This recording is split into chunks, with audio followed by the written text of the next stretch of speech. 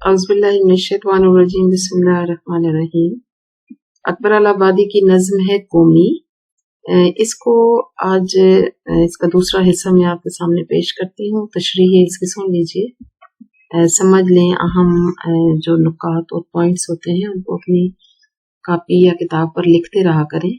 मैंने आपको पहले बताया है कि जो भी नज़में मुसलमानों के हवाले से लिखी जाती हैं, हाली ने भी लिखी हैं, अल्लामा इकबाल ने भी लिखी हैं, तो इन तमाम नज़मों का मौजू क्योंकि मुसलमान होते हैं और बदकिस्मती से मुसलमान इस वक्त पूरी दुनिया में जहाँ कहीं भी हैं तकलीफ का शिकार हैं।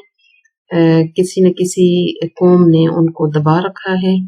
माशी माशरती मजहबी लिहाज से मुसलमान पसमानदगी का शिकार हैं और बेशुमार मसाइल का शिकार हैं मुसलमान। तो आपको चाहिए कि अपना ताबनाक माजी जो है उसको मद्देनजर रखते हुए इन नज़मों की तशरीह किया करें। तो आइए देखते हैं, यहाँ पर अभी हम चौथा बंद है, इसको देखते हैं। तुम्हारा इत्तेफाक बाहमी दीवारे आहन था, मुखालिफ एक का जो था वो सब का दुश्मन था। तुम्हारी हिम्मतों का अर्श आज़म पर निशेमन था। तुम्हारे हाथ में आफाक का हर इल्म हर फन था। तुम अपनी हक परस्ती से दबा लेते थे दुनिया को, खुदा के सामने झुककर झुका देते थे आदा को। कहते हैं कि ए मुसलमानों, एक वक्त था कि तुम दुनिया में जहां कहीं भी थे तुम बाहमी मुत्तहिद थे और यूं लगता था कि जैसे तुम सीसा पिलाई हुई दीवार हो, लोहे की दीवार की तरह तुम मजबूत और मुत्तहिद थे, आपस में जुड़े हुए थे। कोई कौम तुम्हें शिकस्त नहीं दे सकती थी। तुम अरब से अजम तक जहां कहीं भी थे मुसलमान एक जस्ते वाहिद की तरह आपस में जुड़े हुए थे। और नबी पाक सल्लल्लाहु अलैहि वसल्लम के इरशाद के मुताबिक मुसलमानों को ऐसा ही होना चाहिए कि अगर एक जिस्म के किसी उज़्व को तकलीफ पहुंचती है तो बाकी पूरा जिस्म उस तकलीफ को महसूस करता है। मुसलमानों को भी ऐसा ही होना चाहिए। और एक वक्त था कि मुसलमान कौम ऐसी ही थी। चुनाचा कहते हैं कि जो भी दुश्मन था, किसी एक का दुश्मन तुम सब का दुश्मन हुआ करता था और तुम सब मिलकर उसके ऊपर हमलावर हुआ करते थे और तुम्हारा इत्तेहाद उसको भागने पर मजबूर कर देता था। और कहते हैं कि अल्लाह ताला भी तुम्हारी हिम्मतों और जुर्रत के पासबान थे और अल्लाह ताला अर्श पर तुम्हारी जुर्रत की तारीफ किया करते थे। और मुसलमानों ने अपने दौर में इतनी तरक्की की कि आसमान पर उनका नशेमन बन गया। कहते हैं कि ए मुसलमान कौम, तुम्हारे हाथ में दोनों दुनियाओं का हर इल्म और फन मौजूद था। यानी मुसलमान का इल्म जो है वो ऐसा इल्म था कि दुनिया की कोई ऐसी मालूमात नहीं थी जो मुसलमानों के पास ना हो। कोई हुनर, कोई फन ऐसा नहीं था जो मुसलमानों के पास ना हो। आर्ट हो, मुसव्वरी हो, मौसीकी तक मुसलमानों ने ईजाद भी की। हिसाबदानी हो, इल्म फल्कियात यानी सितारों का इल्म हो, या जमीन का इल्म हो, मौसमों का इल्म हो, इमारत साजी हो, लिबास साजी हो, या जिंदगी गुजारने की दूसरे तमद्दनी उसूलों पर उतरने वाली दूसरी अहम जरूरी अशिया हो, हर एक चीज का इल्म मुसलमानों को था और वो उसमें यकता थे। कहते हैं कि तुम अपनी सच्चाई की वजह से दुनिया को दबा लेते थे। यानी तुम्हारी सच्चाई और हक गोई के सामने कोई झूठ नहीं पिनप सकता था। और मुसलमान दुनिया को अपने सामने इसलिए झुका लेते थे क्योंकि वो खुदा के सामने झुकते थे। جیسے ہی مسلمانوں نے خدا اور اس کے رسول کے احکامات کو چھوڑا، قرآن اور سنت کو چھوڑا، تو پھر دشمن ان پر قابض ہو گئے۔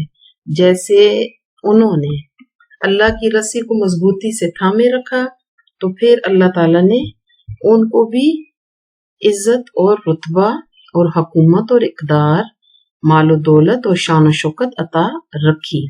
جیسے ہی انہوں نے اللہ کی رسی کو چھوڑ دیا، وہ بکھر کر رہ گئے۔ ادھر دیکھیے، نہیں ہے ہائے افسوس اب تمہارا وہ چلن باقی، نہ وہ حسن عمل باقی، نہ اب وہ حسن زن باقی، نہ وہ ذوق ہنر مندی، نہ شوق علم و فن باقی، نہ دل میں ہے وہ جوش حب یاران وطن باقی۔ جو فکریں ہیں تو اپنے نفس کو راحت رسانی کی، توقع کیا اسی پر ہے خدا کی مہربانی کی۔ کہتے ہیں کہ مجھے افسوس ہے کہ تمہارے اندر تمہارے آباء و اجداد کا چال چلن اور کردار اب موجود نہیں رہا، نہ تو تمہارے اندر عمل کا حسن ہے اور نہ ہی تمہارے اندر کوئی امید ہے، نہ ہی تم اچھا سوچ سکتے ہو، نہ ہی اچھا کام کر سکتے ہو۔ تمہارے علم اور عمل کا اب کہیں نام و نشان نہیں ہے۔ تمہارا کردار اب پس منظر میں پہنچ چکا ہے اور تم ایک بھولی ہوئی قوم کی طرح ہو چکے ہو۔ نہ تو تمہارے اندر ہنر مندی ہے، نہ علم حاصل کرنے کا شوق اور ذوق ہے، نہ ہی تمہارے اندر وہ فنون لطیفہ سے محبت ہے، نہ ہی تم سائنس کے میدان میں اب ترقی کر رہے ہو، نہ ہی تمہارے اندر کوئی سائنسدان پیدا ہوتا ہے، نہ کوئی طب میں کام کرتا ہے، اور مسلمان اب دبی ہوئی ایک بھولی بسری قوم کے طور پر پہچانے جا رہے ہیں۔ کہتے ہیں اے مسلمانوں، تمہارے اندر اپنے وطن سے محبت کا جوش اور جذبہ بھی موجود نہیں رہا، جبکہ یہی جوش اور جذبہ تھا کہ مسلمانوں نے پوری دنیا پر حکومت کی۔ مسلمانوں کا لشکر کشی جہاں کہیں بھی ہوتی تھی، ناممکن تھا کہ وہاں پہ فتح ان کو نصیب نہ ہو۔ اور اسلام میں محبت وطن جو ہے وہ ہمارے دین کا حصہ ہے۔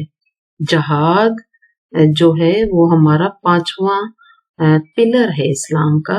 تو اب مسلمانوں میں وہ چیز بھی باقی نہیں رہی کہ اپنے وطن کی حفاظت کے لیے اپنے گھروں سے نکلیں۔ یہی وجہ ہے کہ ان کو دبا لیا گیا ہے اور ان کی آزادی سلب ہو گئی ہے۔ آپ کہتے ہیں کہ اب مسلمان ایسے ہیں کہ وہ صرف اپنی نفس پرستی کرتے ہیں، اپنی ذات کا لالچ ان کے اندر ہے۔ اب وہ صرف بیٹھے رہتے ہیں اور تن آسانی ہے ان میں، اور وہ سکون کی تلاش میں رہتے ہیں۔ وہ گھوڑوں کی پیٹھوں پر جہاد کرنے والے مسلمان اب نظر نہیں آتے۔ اب یہاں پر صرف بیٹھے ہوئے تھکے ہوئے دل و دماغ کے بوسیدہ جسموں والے مسلمان باقی ہیں۔ کہتے ہیں کیا میں توقع کر سکتا ہوں کہ تم جیسی قوم پر خدا مہربان ہوگا؟ چنانچہ اکبر آبادی مسلمانوں کو ان کا ماضی یاد دلاتے ہوئے ان کو یاد دلاتے ہیں کہ تم کیسے لوگ تھے۔ کیا تم میں کوئی بھی غیرت احساس اب باقی ہے، اور تم میں کوئی بھی اسلاف کی سوچ باقی ہے؟ اگر ہے تو اٹھ جاؤ، اور اب بھی دنیا پر تمہاری حکومت ہو سکتی ہے۔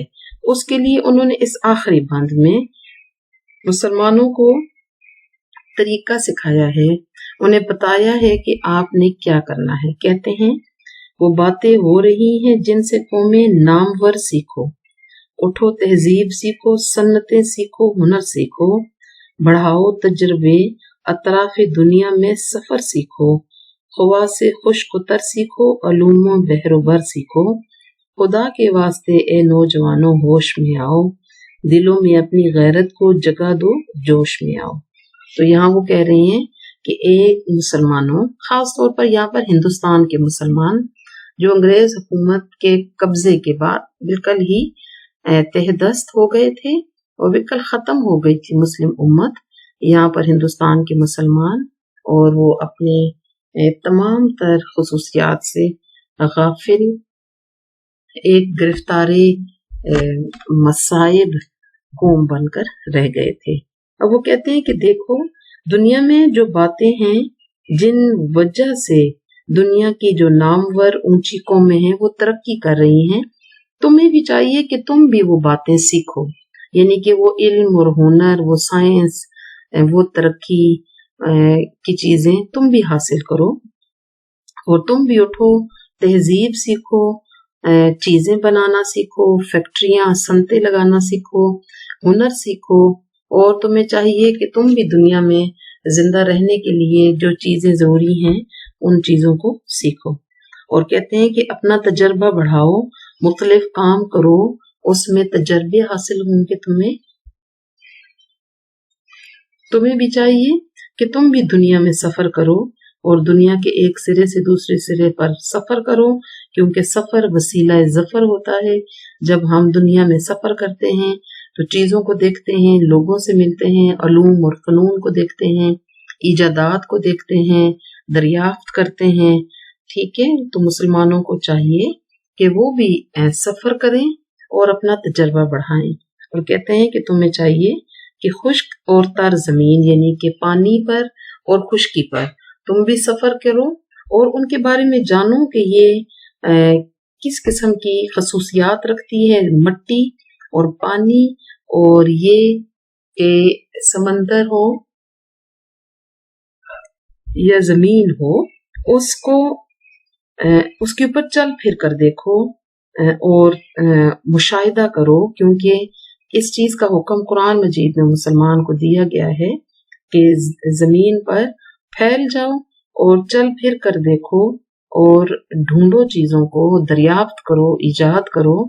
مسلمانوں کا یہ شیوا ہونا چاہیے، مگر ہندوستان کے مسلمان اور پوری دنیا کے مسلمان اب بھی اور اس دور میں بھی جب اکبر نے یہ نظم لکھی ہوگی ایک جیسی تن آسانی کا شکار تھے۔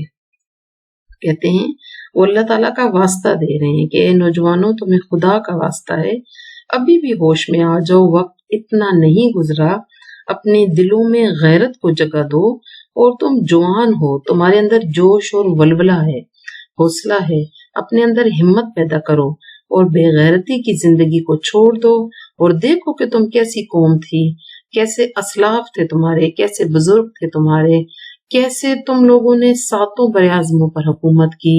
حضرت عمر فاروق رضی اللہ تعالیٰ عنہ جو لاکھوں میل کے علاقے پر قابض تھے، پھر سلطنت عثمانیہ کو دیکھو، پھر افریقہ اور ایشیا میں اپنی حکومتوں کو دیکھو، اپنے آباء و اجداد کی بہادری کو دیکھو، کیسے انہوں نے لشکر کشی کی، کیسے انہوں نے علوم و فنون حاصل کیے، کیسے عراق کی سلطنتیں تھیں کہ جہاں پہ علم اور فن اور لائبریری اور خطاطی اور کتابیں چھپا کیا کرتی تھیں، اور اب تمہاری حالت ایسی ہے کہ 100 میں سے ایک شخص بھی ایسا نظر نہیں آتا جو تعلیم یافتہ ہو۔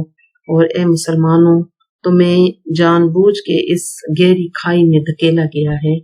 اور وہ کہتے ہیں کہ خدا کے واسطے تم اے نوجوانوں ہوش میں آؤ، ابھی بھی وقت ہے، تم ابھی بھی اپنا قبلہ درست کر لو، ابھی بھی تم اپنے آپ کو اس دنیا کے معیار کے مطابق ڈال لو تاکہ تم بھی اس دنیا میں سر اٹھا کر جی سکو۔